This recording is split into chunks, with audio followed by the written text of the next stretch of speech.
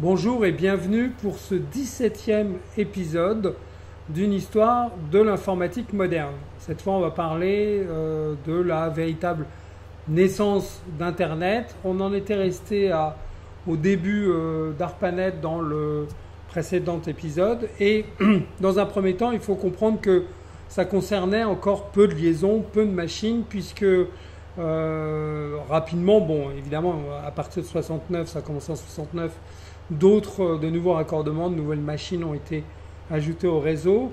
Et donc en 71, on en était à 23 nœuds, puisque chaque liaison, chaque machine était comptée comme un nœud.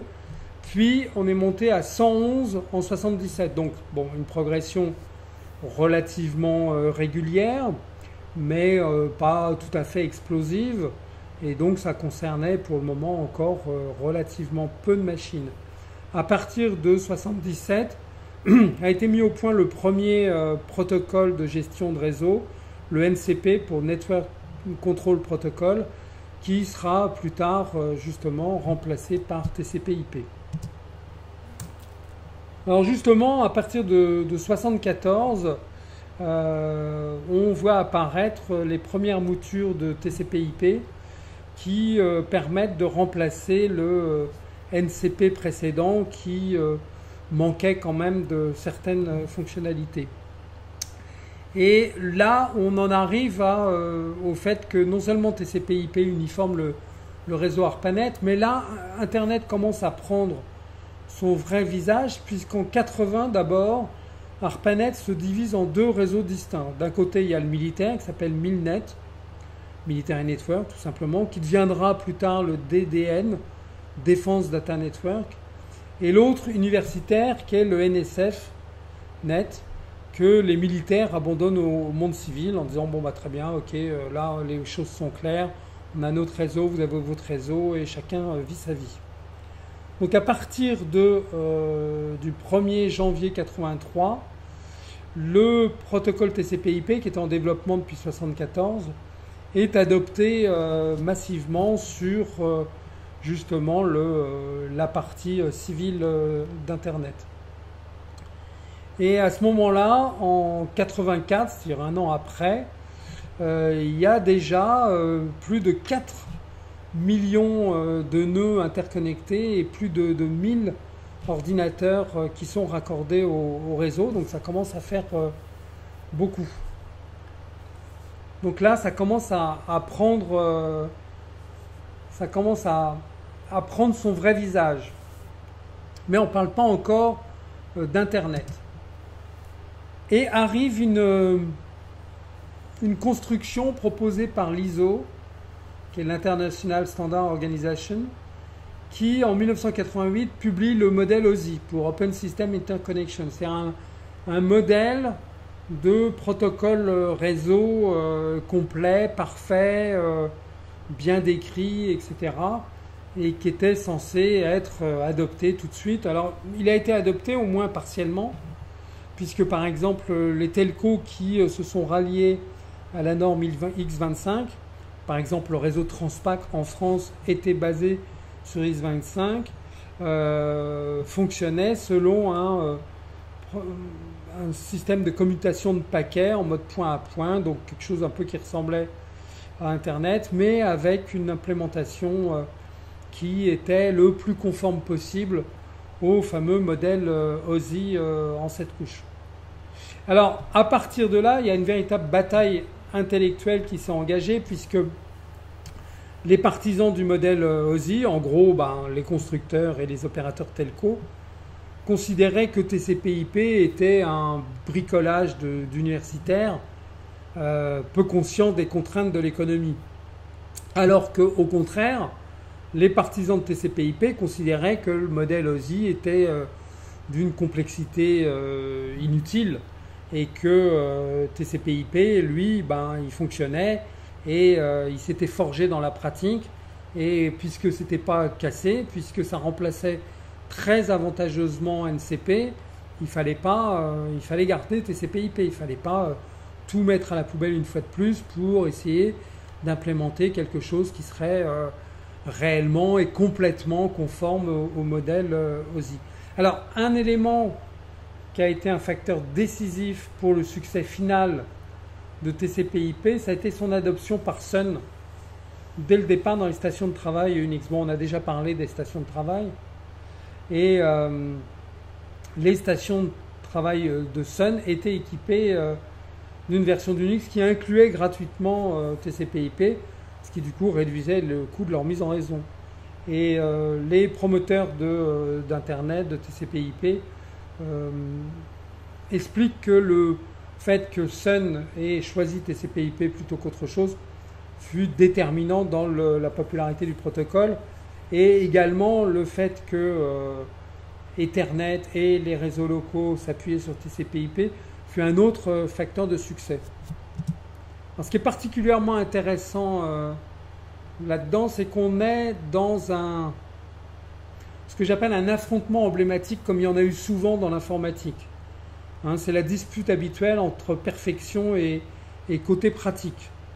Donc on voudrait implémenter quelque chose de parfait, mais évidemment ça prend du temps.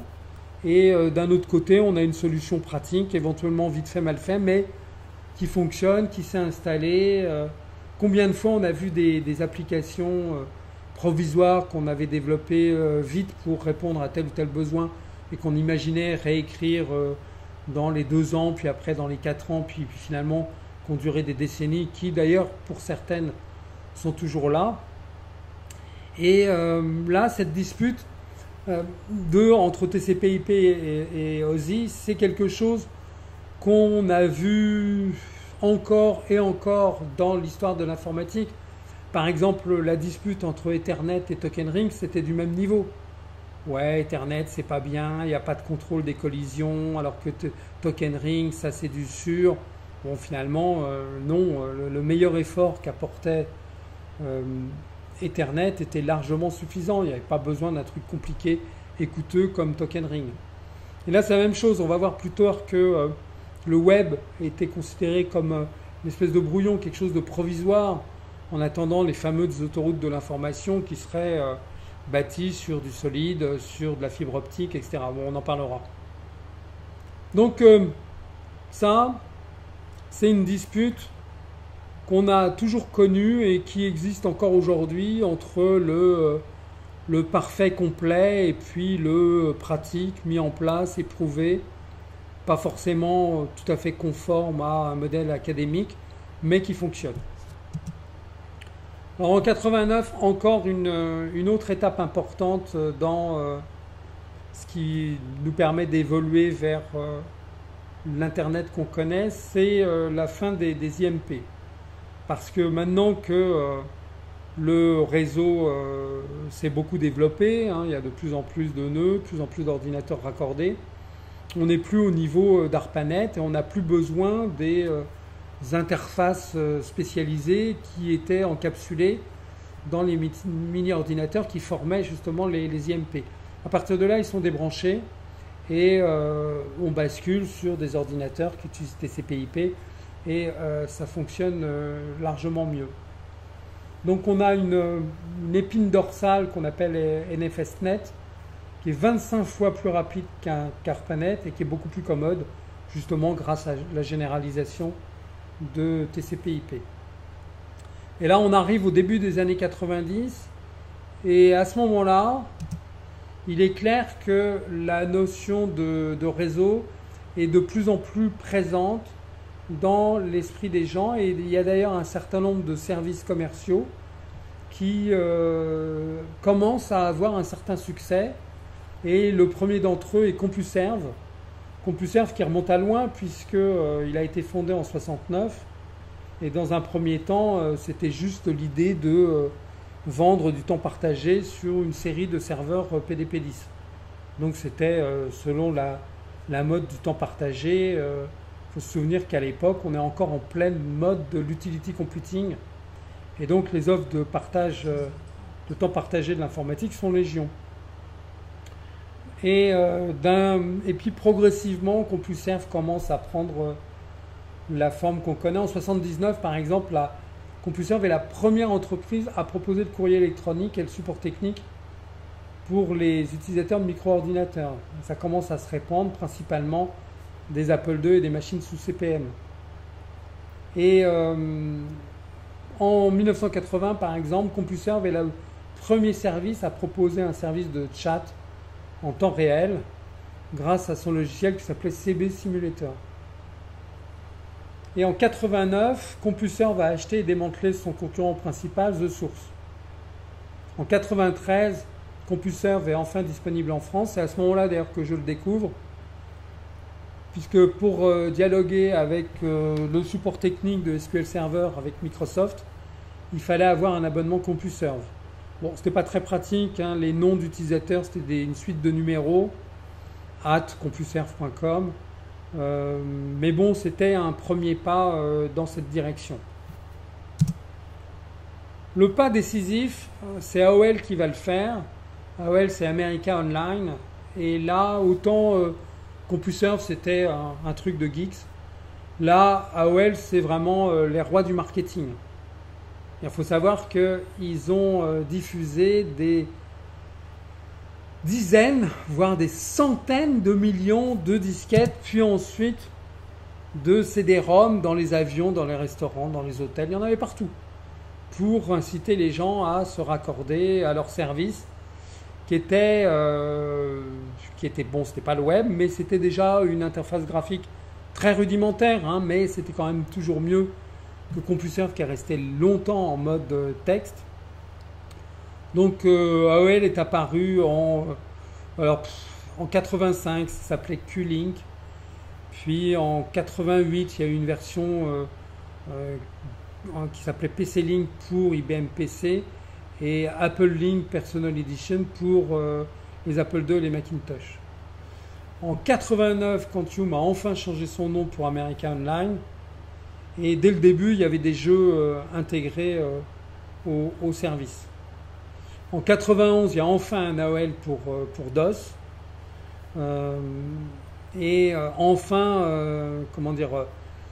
Plus exactement, un AOL pour Windows. Bon, ça s'appuyait sur un système qui était strictement propriétaire, mais au moins, bon, ça marchait. C'est relativement plus facile à utiliser que CompuServe. Alors en 93, AOL rajoute l'accès au forum Usenet d'Internet et ses fonctionnalités. Mais c'est vraiment à partir de ce moment-là que le marché en ligne est devenu très compétitif avec non seulement AOL et CompuServe, mais d'autres aussi qui se sont lancés. IBM, par exemple, a lancé un service qui s'appelait Prodigy et General Electric a fait la même chose avec Jenny.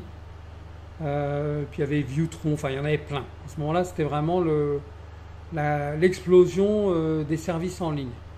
Mais Internet plutôt, lui était encore réservé aux spécialistes et même aux universitaires. Si vous n'aviez pas un compte parmi une université, vous n'aviez pas accès à Internet, ou alors c'était très difficile. Mais à partir de là, il y a quelque chose qui se formalise et les médias commencent à parler des autoroutes de l'information, d'Information Highway. Là, on voit la couverture de Time Magazine qui dit que le développement des réseaux, alors c'est le moment où la mode technique est à la fibre optique. On s'imagine déployer de la fibre optique partout dans le pays et que ça allait amener des débits tellement plus importants que tout ce qu'on avait connu auparavant, que ça allait tout changer. Mais évidemment, les médias qui promulguent et font la promotion de cette mode la voient à la façon des médias. Donc, la télé interactive, des centaines de chaînes, la possibilité de mettre sa télé en pause, la possibilité de répondre à des questions avec sa télécommande, ce genre de choses. En fait, c'était un peu la même chose que ce qu'on avait avec le câble. Le câble était très développé aux États-Unis et en Belgique. Mais là, on commençait à imaginer des services supplémentaires pour intéresser les gens. Il y avait des expérimentations qui étaient faites à Las Vegas, à Miami, etc. Et on commençait à parler, par exemple, de vidéo à la demande. Et Oracle, Microsoft et d'autres commençaient à mettre en place, à expérimenter et faire la démonstration de serveurs de vidéo à la demande. Évidemment, tout ça n'a débouché sur rien parce que c'était terriblement en avance sur son époque. Les infrastructures n'étaient pas prêtes, les producteurs de contenu n'étaient pas prêts. Donc il y avait une espèce de mode, une ébullition qui, sans le savoir, a préparé le terrain pour le web. Et c'est justement de ça dont on parlera dans le prochain épisode, parce que là, tout est prêt pour l'explosion du web, et c'est ce qu'on verra dans notre épisode 18. Merci pour votre attention, merci pour votre fidélité, et à très bientôt.